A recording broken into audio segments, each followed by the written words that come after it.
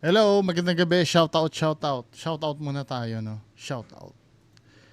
Hmm. Shout out. Oo, ito na yung nakita ko tong pinost mo, sir, ni Lester. Yan na yung topic ko kahapon. Shout out, Sir John Chris. Sabi gano'n niya, yung unang issues about airport, si Kiram yan. Battle MC ng Flip Top. Sarcasm post? Sarcasm? Or pinalusot na lang na sarcasm?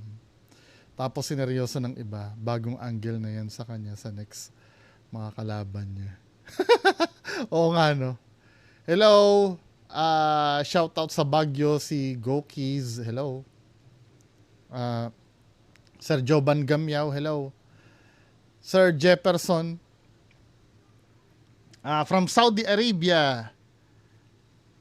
Bagay, na shout out ko na to. Yun lang. Ma'am Lourdes Ambrosio, hello.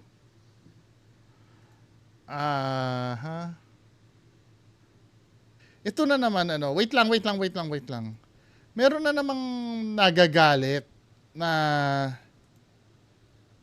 bakit daw, ito, bobo, malaki pa yung screen mo kaysa pinapanood mo, bobo.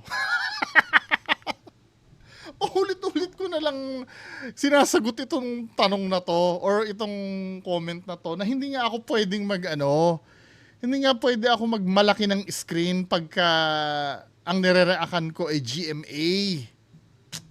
Yan na naman tayo. Papakita ko na naman uli. Paano ba yan? For example, itong Voltes 5, no? Nireakan ko ito before. Sana ba yon? Oh. Itong trailer ito ng Voltes 5 before nireakan ko, pakita ko sa inyo ha. Para tumigil na to. Kinopyright ako dito, ayan oh, restriction copyright. Details ng copyright nakalagay dito. This video cannot be monetized. The copyright claims on your video affected your channel. Kinaka-copyright ako ng GMA. Pwede naman yung ginagawa ko, pero yung revenue kasi mapupunta sa GMA. Kaya ang ginagawa ko, yun yung loophole na ginagawa ko para hindi ako makopyright. 'Di ba? Ngayon, ginawa ko ng standard yan sa lahat ng video ko para just in case hindi ako pwedeng i-copyright ng iba. Ang hinahabol ko kasi ay fair use. Masunurin lang tayo sa fair use doctrine. Kasi yung video kasi na nire-reakan ko, yung karapatan na mapanood yun ng buong buo ay nasa may-ari yun. Dito sa channel ko kasi, ang pinapanood nyo dito, ako. Yung sinasabi ko, yun ang pinapanood nyo dito. Hindi yung nire-reakan ko. Ito, for reference lang ito. 'Di ba? Dahil kung gusto niyo panoorin ng buong buo itong nire-reakan ko, pumunta kayo sa channel nung may-ari. Paulit-ulit na lang yan. Tapos ako pa yung bobo.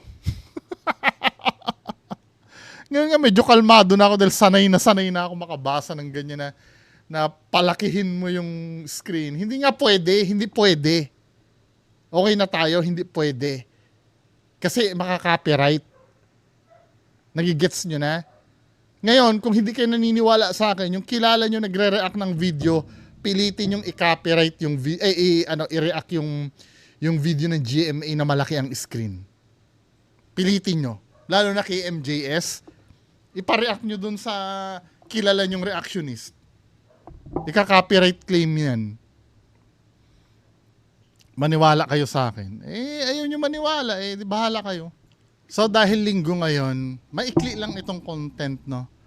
Para makapagpahinga din tayo sa sa sobrang busy na na linggo, 'di ba?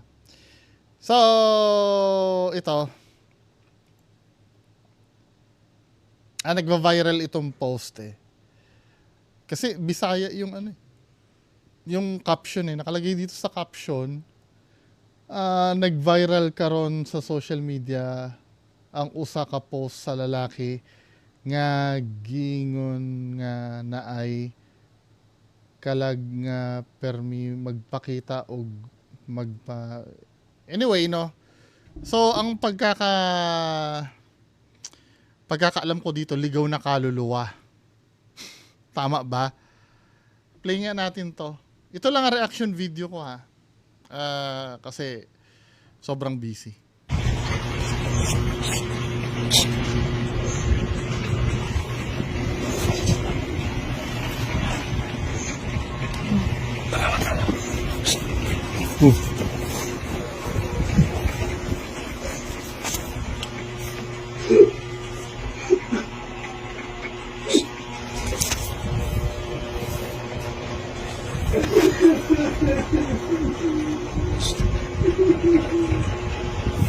Nahihilak.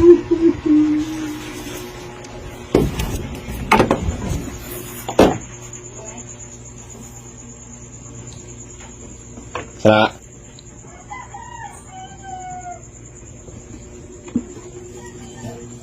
Teh Jules,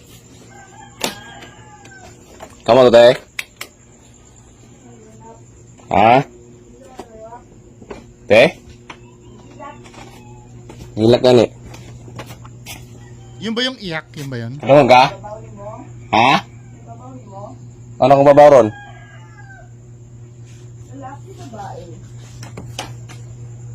Pero to be fair, mukhang totoo yung ano nila ha. Kadali naman po.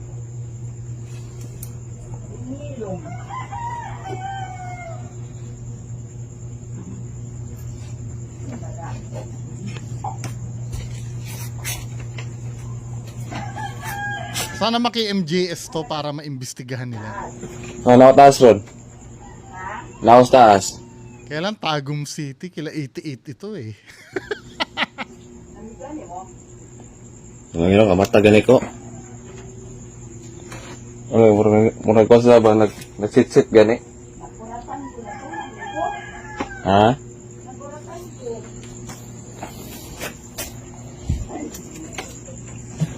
Nah, masuk gak nih? Kamata ng silingan.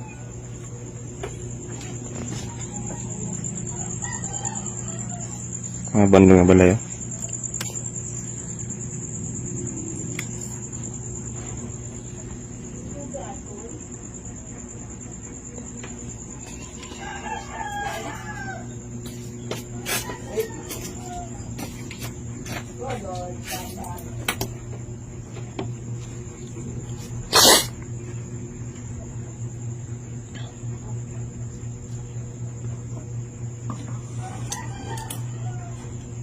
Kaya nagkiwanan ako nih.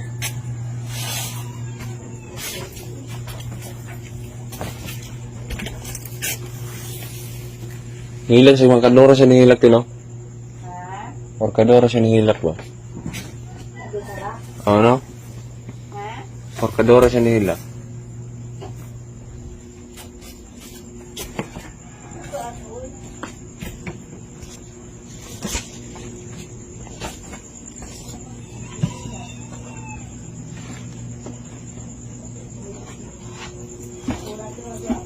Ha?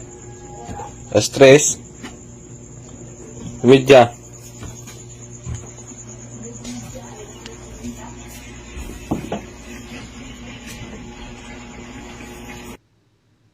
Ano nangyari doon?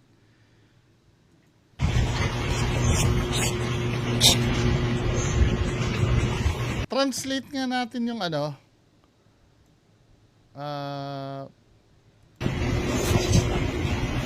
Bisaya kasi hindi ano ba, wait lang ha, tapos uulitin ko uli. Bisaya translator,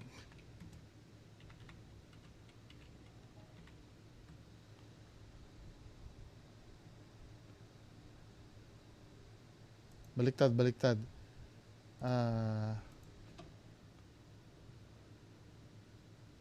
Bisaya to Tagalog. Bisaya to Tagalog. Okay. Tingnan natin yung... So, ang sabi dito sa ano, naniniwala ka ba sa mga wild spirits? Viral ngayon sa social media ang isang post ng isang lalaki na nagsasabing may espiritong patuloy na lumalabas at nagbababala tungkol sa kanilang tahanan. Ang kanilang bahay ay nasa tabi mismo ng sementeryo ng La Filipina, Tagum City. Araw-araw daw na umiiyak ang espiritu. So yung iyak nga na yun, ano. Pero, ito no, ito yung napansin ko sa video. Ito, magiging objective ako. Kung fake ba yung video, hindi ko alam. Pero yung observations ko, sasabihin ko. Kasi dito ang sinabi, yung umiiyak yung, yung multo eh. Di umano, di ba? So dito magi-start. Ginigising niya.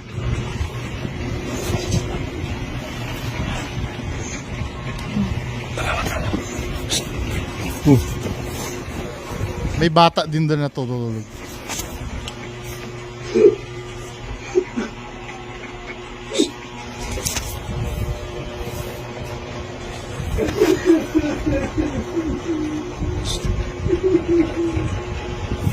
Nahihilak. Parang nasa loob yung feeling ko Bluetooth speaker ito eh. Kasi sa YouTube kasi merong ka mada-download na umiiyak. Tingnan natin ha kung mahahanap ko yung yung video na may umiiyak na lalaki. Crying man sound effect. Tingnan nga natin.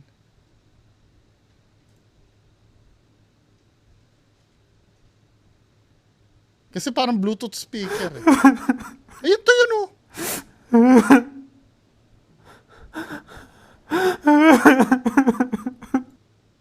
Diba?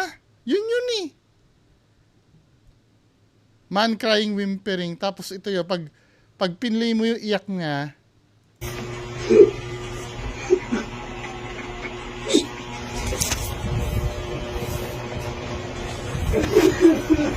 diba? Pwedeng sound effect to eh. Tsaka isa pa kung makikita mo dito sa mga videos. Nahihilak. Ginising niya na yung kasama niya.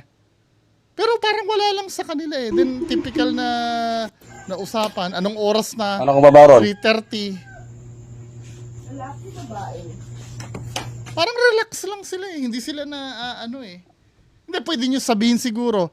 Hindi, sanay na sila eh. Sanay na sila sa naririnig nilang ganyan eh. Pero hindi eh. Kasi ito may merong sound effect din eh.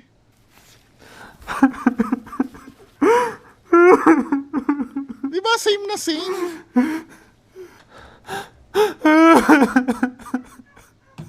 Wala ito, debunked ito.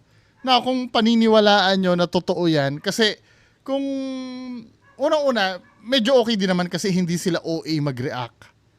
Pero at the same time, parang sumobra na yung hindi nila pagka-OA kahit concern wala man lang. Natulog pa nga yata yung isa eh.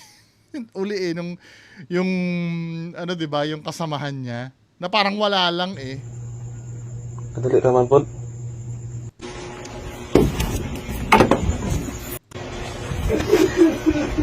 Diba yun yung iyak ng nasa YouTube eh. Nahihilak. Feeling ko Bluetooth speaker ito. Piniplay niya yan, then dito pa isa pang red flag dito, tinanong pa anong oras eh. 3:00 para palabasin na nasa 3:00 nagparamdam, 'di ba? Ngayon, kung maniniwala kayo doon sa video, go ahead. Kalayaan nyo po 'yun, hindi ko kayo pipigilan. Yan lang ang pag-uusapan natin ngayong gabi. Magandang gabi sa inyo lahat. Bye-bye.